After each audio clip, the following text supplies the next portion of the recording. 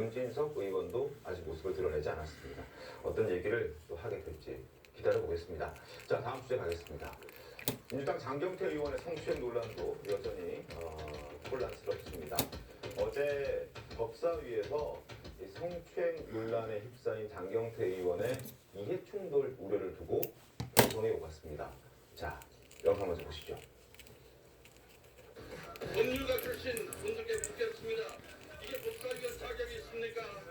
전현희 의원님, 권익위원장님 그렇게 열심히 하시고 옆자리에 30기자들 법사위 할 수 있습니까? 지금 화면 못 보셨어요? 그리고 본인이 피해자라면 그거 장경태 의원의 왼손이 어디로 들어가는지 화면을 다 봤는데 무슨 데이터 폭력을 운운을 해요? 제가 무고죄로 고소해 드릴 테니까 나가서 얘기하십시오. 나가지도 못하면서 지금 이 법사위에 다 앉아가지고 전부 다 소송이 2차 가해하고 있습니다. 지금 고소 듣기에 따른 발언, 피해 여성이 먼저 신체 조치를 했다는 발언 전부 다 2차 가해예요. 박원순 시장 성피해 사건 때나 했던 짓 아닙니까? 지금 다 민주당 의원들 빌드치겠다고 무고죄 얘기합니까? 지금 버젓이 피해자가 있는 거예요. 어제 경찰 행원이 어제 그 회의가 있었기 때문에 경찰 조사를 지금 받아야 하는 장경태 의원이 그 자리에 있는 게 이해충돌 소지가 있다. 그래서 있으면 안 된다라는 얘기를 하는 과정에서 저런 충돌이 설전이 벌어진 겁니다. 법사위에서 저런 논란 벌어진 거 영상 어떻게 보셨습니까, 동상민 의원님? 예, 이제 이 법사위에서 벌어진 어제 모습을 보니까 저는 좀 약간 좀 놀랍기도 하고 충격스럽기도 한데 이 사건의 진상은 지금 경찰 조사를 통해서 밝혀져야 됩니다. 지금 피해자는 이게 성추행이었다고 주장을 하고 경태 의원은 성추행이 없었고 오히려 자신이 무고를 지금 당하고 있다고 주장을 하고 있기 때문에 뭐 진상에 대해서는 저희가 지금 판단하기는 이른 상황입니다만 법사위에서 저 벌어진 모습을 보면 지금까지 우리 사회에서 적어도 성폭력이나 성추행과 관련해서 어떤 이 공동체 사회 내에서 암묵적으로 갖고 있었던 어떤 룰이 완전히 깨지는 모습을 볼 수가 있어요. 뭐냐면 법정에서 최종 판단이 나오기 전까지는 무죄 추정의 원칙이라는 게 적용이 되지만 적어도 이 문제는 피해자가 존재하고 그리고 아주 민감한 문제이기 때문에 전 사회적으로는 어떤 이 가해자로 지목된 사람 같은 경우에 2차 피해 우려가 있기 때문에 가해자도 자중자애하고 주변에서도 이게 정치적 문제라고 하더라도 좀 2차 피해라는 문제 때문에 아주 조심스럽게 얘기를 하는 어떤 이런 룰이 있었습니다.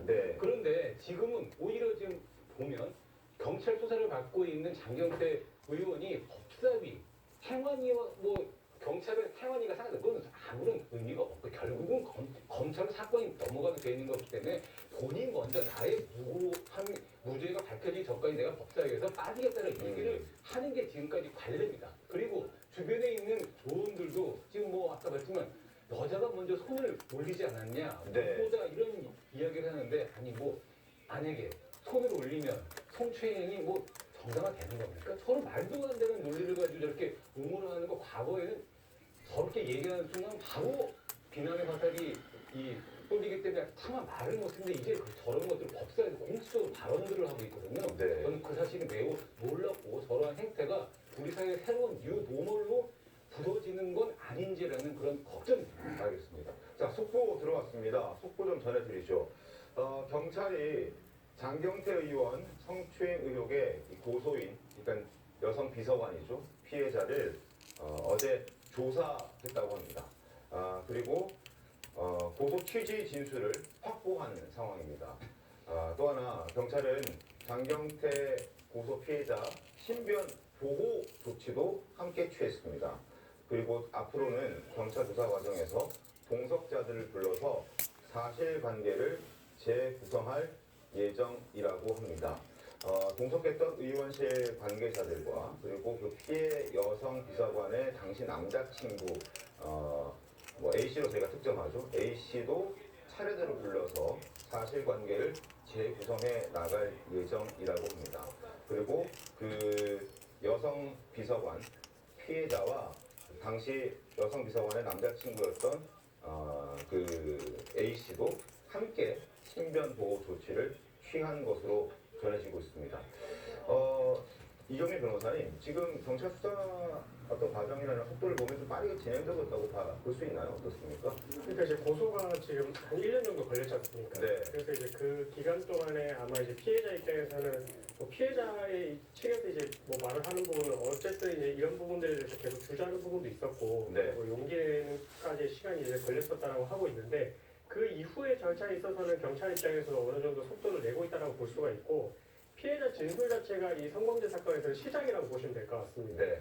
진술의 일관성이 있는지 여부와 그다음에 이제 다른 뭐 증거가 있는지 특히 이 사건 같은 경우에는 당시에 동석해 있던 다른 목격자들이 있었을 것으로 추정이 되거든요. 그렇습니다. 그러면 이제 그때 당시에 그 추행 장면을 목격을 했든지 추행 장면을 목격을 못했다 하더라도 추행이 있었다라고 생각되는 그 이후의 상황을 당시에 이제 목격하고 들었던 사람들이 있기 때문에 네. 그 사람들의 진술이 어느 정도 일관성이 있는지에 따라서 정말 이런 피해가 있었기 때문에 이런 행동이 있었고 그런 내용들의 발언이 오고 갔구나 이렇게 이제 믿을 수 있는 부분이어가지고 그래서 이런 목격자들의 진술을 확보하는 것도 이제 중요해 보이고요. 네. 그런 것들이 끝나고 나면 아마 이제 장경태 의원을 불러서 이제 피해 의자 조사를 진행을 하게 될 것 같고 이후에 이제 어느 정도 이제 누구의 진술의 신빙성이 있는지 여부에 따라서 결국 이제 검찰의 송치 여부까지도 아마 결정이 될 것 같습니다. 알겠습니다.